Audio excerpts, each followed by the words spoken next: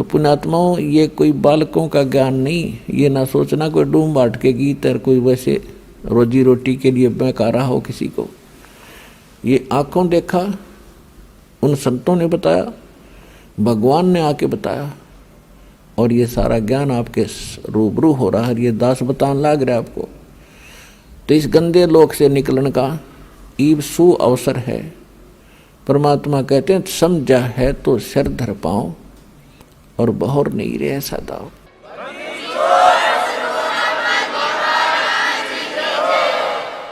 और यहाँ की किसी वस्तु की इच्छा आपके मन में नहीं रहनी चाहिए। प्रथम तो यो ज्ञान ऐसा है कि यहाँ कति हृदय हटा देगा आपका इस गंदे लोक तय। यो लोक ठीक नहीं है, यहाँ की व्यवस्था सारी व्यर्थ है। देखो, ये तो आपने मान लेना चाहिए कि यहाँ से तो आपकी मृत्यु होगी, डेफिनेट होगी। वो कब होगी वो समय निर्धारित है। जैसे परमात्मा बताते हैं कि साथी हमारे चले गए, हम भी चालनहार, और कोई कागज में बाकी रह रही तांत लगी है वार। अब जैसे कोई व्यक्ति मृत्यु को प्राप्त हो जाता है, दूसरे सोचते हैं इसको बीमारी होगी थी, एक्सीडेंट हो गया, यूँ मर गया, हम अभी नहीं मरेंगे, चलो हम चलते अपना काम करते। वो भी यही सोच रहा था कि अभी नहीं मरेंगे। तो यहाँ कहते हैं ना जाने काल की कर डारे, और किस विध ढल जा पास आवे, और जिनाते सरते मौत खुड़क दी उन्होंने केड़ा हासावे। या नाचते हैं, गाते हैं, फिल्मी गाने सुनते हैं, एक सेकंड में ना जाने कित बिजली गिर जा, जगह जगह भूकंप आते हैं, और वो पता नहीं क्या क्या नाच रहे होते हैं, कूद रहे होते हैं, कोई गाने सुन रहा होता है। 1 मिनट में बिजली गिर जाती है, हाहाकार मच जाती है, सांस लेने का टाइम नहीं मिलता इनको। तो ऐसे गंदे लोक में तुम ऐसी खुशी मना रहे हो, तुम्हें डर नहीं रहा, तुम्हें ज्ञान नहीं है। 2 प्रकार के व्यक्ति यहाँ पर ऐसी गलतियाँ करते हैं। एक तो कति बालक होते हैं, उनको ज्ञान ही नहीं, वो सर्प को भी पकड़ लेते हैं, आग में भी हाथ डाल देते हैं। और दूसरे जिन्होंने भांग पी रखी हो या नशा कर रखा हो, वो व्यक्ति ही निर्भय होकर के ऐसे भयंकर स्थान पर और मस्ती में रहते हैं। इस ज्ञान से वह भांग उतारी जाती है, वो नशा उतारा जाता है, और वो बालक की बुद्धि आपकी समाप्त की जाती है, आपके विचार मैच्योर किए जाते हैं, मजबूत किए जाते हैं, स्वस्थ किए जाते हैं कि ये लोक ठीक नहीं है, यहाँ का भगवान ठीक नहीं है, यहाँ का कोई भी व्यवहार ठीक नहीं है। यहाँ से पीछा छुटवाने का समय केवल अब आया है। ये 4 युगों के बाद यही समय होता है। यह बिचली पीढ़ी अब प्रारंभ हुई है। 1951 में दास का जन्म हुआ, 1947 को भारत आज़ाद हुआ।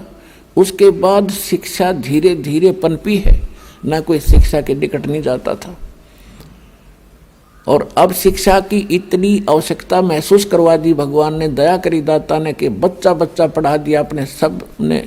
चाहे जिसका बिल्कुल ब्योत नहीं है, गरीब भी व्यक्ति हो, विचारता बेटा बेटी ने खूब पढ़ा दूं, अच्छा इनको शिक्षा दिवा दूं। तो इस शिक्षा का परमात्मा ने प्रेरणा की, और इस शिक्षा का लाभ आपको ईब मिलेगा।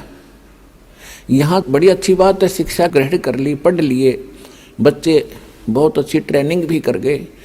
1 करोड़ बच्चे पूरे हिंदुस्तान में शिक्षा पूरी करके और अपने रोजगार के लिए चल पड़ते हैं।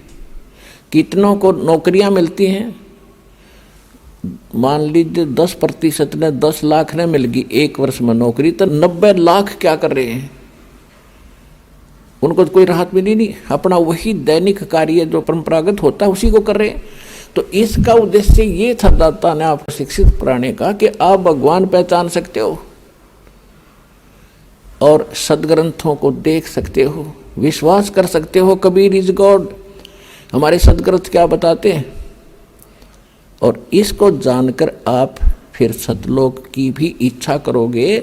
जब आप यहाँ छोटी मोटी कोई जॉब प्राप्त करने के लिए कितने संघर्ष करते हो, न्यौछावर हो जाते हो, 20 वर्ष तक बच्चे को पढ़ाते हो, खूब खर्चा करते हो कि किसी प्रकार इसको ये वस्तु प्राप्त हो, सुखी हो। और जब आपको पता चलेगा कि ये तो इससे हटकर भी एक और वस्तु है जो इस मनुष्य जीवन से हमने करनी थी और बच्चों से करवानी थी, वह भूल रहे थे, वो अब पता चलेगा। इसका यही काम है। शिक्षा नहीं देता दाता आपको, चारों योग चले गए। अगर छोटा मोटा अक्षर ज्ञान होता था तो उसको रोजी रोटी आधार नहीं होता था। आज तक आप देख रहे हो, अपना इतिहास देख लो, हिंदुस्तान का इतिहास देख लो, पिछला 100 वर्ष 200 वर्ष 300 वर्ष कौन पढ़ा करता था? एक ब्राह्मण वर्ग था, संस्कृत पढ़ा करते थे, वो परंपरागत, और सदग्रंथों को जानते थे। उनका यही काम दे रखा था कि आप इन सदग्रंथों को पढ़ो। आप फ्री छोड़ दिए समाज ने, ब्राह्मण लोग, कि तुम इन सदग्रंथों को पढ़ो, शिक्षा ग्रहण करो, हमें समझाओ। अब उन्होंने उनके लिए उनकी वो भी रख दी, वे तुम्हारी पूजा भी देंगे, दक्षिणा देंगे तुम्हें, तुम अपना एक का काम करो, अपना परिवार पोषण भी करो और सदग्रंथों को पढ़ो, हमें समझा दो, इतनी सी बात। तो इन ब्राह्मणों के समझ में नहीं आई सदग्रंथ। और परमात्मा आए 600 वर्ष पहले, ये सच्चा ज्ञान बताने लगे तो विरोध कर दिया, इन ब्राह्मणों ने करवा दिया। ब्राह्मण कोई जाति नहीं है पुणात्माओं, क्योंकि हम अपने अपने वर्ण में पैदा होकर उसी को सत्य मानते हैं, श्रेष्ठ मानते हैं, और कोई उसके विषय में थोड़ा सा बोलता है तो हमें दुख होता है। ये भी हमारी बाल बुद्धि ही होती है, बचपना ही होता है। अब देखो, ब्राह्मण, आज हम ब्राह्मण कुल में जन्मे हैं, मृत्यु के बाद हम शूद्र घर में भी जन्म ले सकते हैं, क्योंकि हमारे संस्कार बहुत पुराने आपस में रले मिले, और हम पशु पक्षी योनि में भी जाएंगे। फिर भी ब्राह्मण कोई जाति से नहीं होता, कर्म से होता है। जो ब्राह्मण यानी पंडिताई गुरुआई करते हैं, जो ज्ञान प्रचार करते हैं, उनको ब्राह्मण कहते हैं, विद्वान कहते हैं। मेरे पूज्य गुरुदेव जी ब्राह्मण कुल में जन्मे थे। गांव बड़ा पैंतावास, जिला भिवानी, चरखी दादरी के पास एक गांव है। ब्राह्मण कुल में जन्मे थे और वो कभी ब्राह्मण नहीं कहते थे, आप अपने आप को एक भक्त या संत कहते थे। और मेरे दादा गुरुजी यानी गुरुजी के गुरुजी गांव छावला दिल्ली में,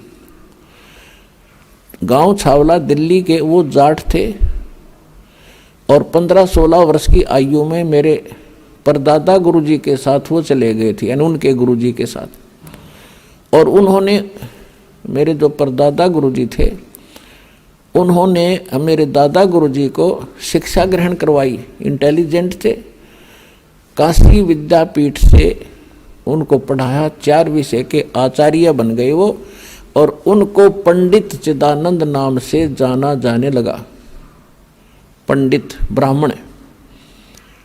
और उनका सोनीपत जिला में खरखोदा तहसील के पास एक छोटा सा गांव है गोपालपुर, वहाँ पर आज भी मेरे दादा गुरुजी छावला वाले उस जाट का एक पंडित चिदानंद नाम से आश्रम बना हुआ है, उस पर लिखा है बोर्ड, पंडित चिदानंद आश्रम गोपालपुर। वो जाट होते हुए पंडित कहलाए, और मेरे पूज्य गुरुदेव जी ब्राह्मण होते हुए भी कहा करते, नहीं मैं वो पंडित नहीं हूँ, वो आचार्य नहीं हूँ जो जिन्होंने पंडिताई यानी शिक्षा ग्रहण की। पंडित उसको कहते जो विद्वान हो जाए। गुरुजी कहते थे मैं संत हूँ, भक्त हूँ, और आप भी कल्याण कराता हूँ और आपका भी उद्धार करता हूँ। पंडित तो मेरे गुरुजी थे।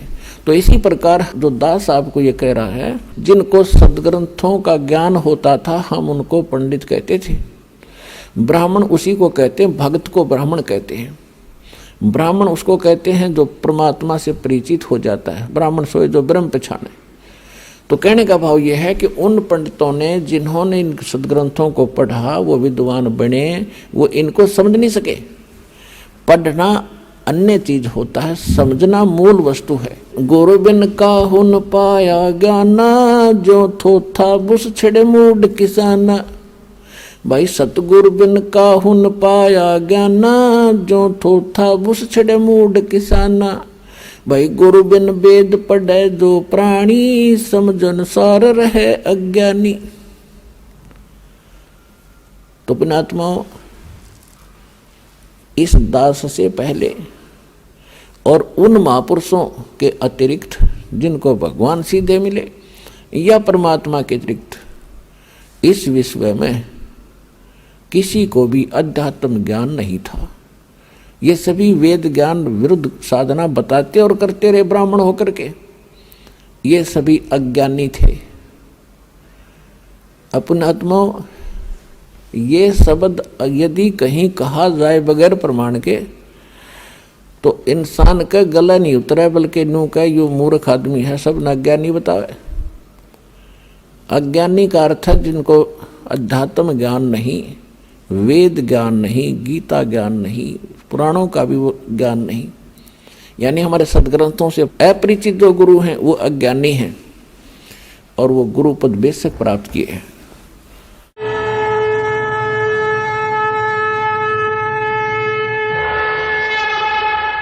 हमसे जुड़े रहने के लिए हमारे YouTube चैनल को सब्सक्राइब करें और नई वीडियो की नोटिफिकेशन के लिए बेल आइकॉन को दबाएं।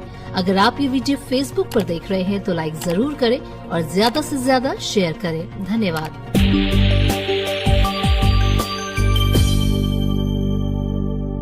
हमसे जुड़े रहने के लिए हमारे YouTube चैनल को सब्सक्राइब करें और नई वीडियो की नोटिफिकेशन के लिए बेल आइकॉन को दबाएं। अगर आप ये वीडियो Facebook पर देख रहे हैं तो लाइक जरूर करें और ज्यादा से ज्यादा शेयर करें। धन्यवाद।